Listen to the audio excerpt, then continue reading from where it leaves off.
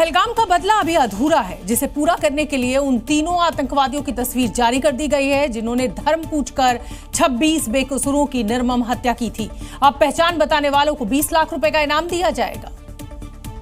यही वो 3 आतंकी हैं जिसने पहलगाम में धर्म पूछकर पर्यटकों की हत्या की, पत्नी से उसका सिंदूर छीन लिया, बच्चों के सिर से पिता का साया छीन लिया। अब इन तीनों का हिसाब होना बाकी है। कश्मीर घाटी का कोना कोना आतंकियों की तस्वीर से पटा पड़ा है। हर तरफ से सिर्फ एक ही आवाज आ रही है, 26 बेकसूर की मौत का बदला कब, जिसकी उल्टी गिनती शुरू हो चुकी है। इन तीनों आतंकियों के बारे में जानकारी देने वाले को 20 लाख रुपए का इनाम दिया जाएगा। साथ ही नाम बताने वाले की पहचान भी गोपनीय रखी जाएगी। पहले आतंकी का नाम आतंकी अली उर्फ ताल्हा है, दूसरे आतंकी का नाम आदिल हुसैन ठोकर है और तीसरे आतंकी का नाम आसिफ फौजी उर्फ मूसा है। इन आतंकियों की तलाश 22 अप्रैल से जारी है, लेकिन अब तक इनका सुराग नहीं मिल पाया। इन पोस्टरों के जरिए आवाम से मदद मांगने की अपील की गई है और कहा गया है कि अगर इनके मुतालिक कोई भी जानकारी हो तो आप जो है सिक्योरिटी फोर्सेस या फिर इन पोस्टर्स पे लगे हुए नंबरों पे राब्ता कर सकते हैं। यानी पहलगाम हमले का बदला इन तीनों आतंकियों को जिंदा या मुर्दा पकड़ने के बाद पूरा होगा, जिसके लिए घाटी में पोस्टर लगाए गए हैं। हिंदुस्तान की लड़ाई दहशतगर्दों से थी, लेकिन पाकिस्तानी सेना आतंकवादियों को बचाने के लिए अपना ही नुकसान करवा बैठी।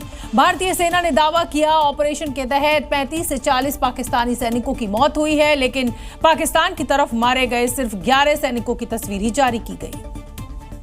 The Pakistan Army has reported to have lost approximately 35 to 40 personnel in artillery and small arms firing on the line of control between the 7th and the 10th of May. Pakistan भले ही सच्चाई छिपाने की लाख कोशिशें करता रहा, लेकिन उसी के हाथ झूठ बेनकाब हो चुका है। पाकिस्तान ने हमेशा की तरह इस हमले को नकारते हुए सच को दबाने की कोशिश की।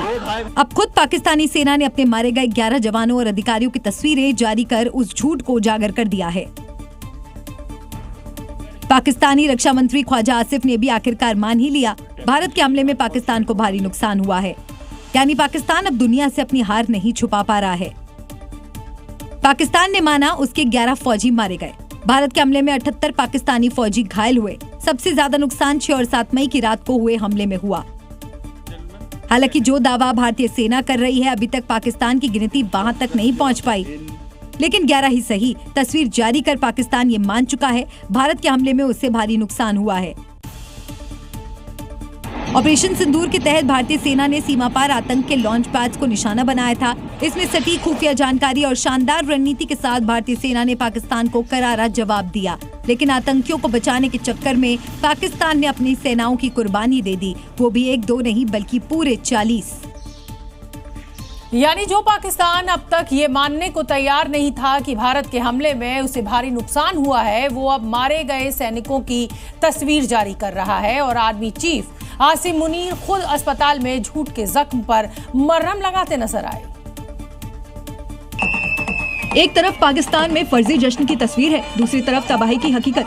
भारत से पिटने के बाद भी पाकिस्तानी सुधरने का नाम नहीं ले रहे हैं, जैसे हुक्मरान वैसी आवाम। लेकिन दूसरी तस्वीर पाकिस्तान के फर्जी दावों की पोल खोलने के लिए काफी है।